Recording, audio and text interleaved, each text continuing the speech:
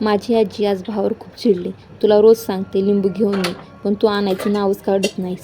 मग मी आजीला लगेच बोलले, चल तुला आज कैरीचं पण पाजवते. पहिल्यांदा कैरी स्वच्छ धुवून घ्यायची. नंतर एका पातेल्यामध्ये तांब्याभर पाणी टाकून गरम करून घ्यायचं. 15 ते 20 मिनिट कैरी शिजू द्यायची. कैरीचा कलर बदलला की समजून घ्या की कैरी शिजली आहे, किंवा कैरी मऊ झाली की लक्षात येतं कैरी शिजली आहे.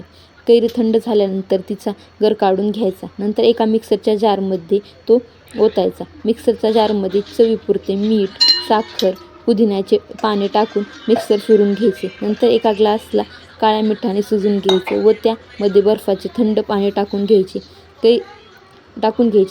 कैरीचा गर काढून घ्यायचा व चांगला मिक्स करायचा. त्यानंतर थोड्या पुदिन्याची पाने टाकून आपल्या कैरीचे पण तयार आहे. माझ्या आजीला तर खूपच आवडलं. लगेच मला म्हणली, पोरीला लईच माया असते ग बाया, काय करायची ते पोरं कामाना धामाची. बरोबर आहे ना? तुम्हाला काय वाटतं नक्की सांगा.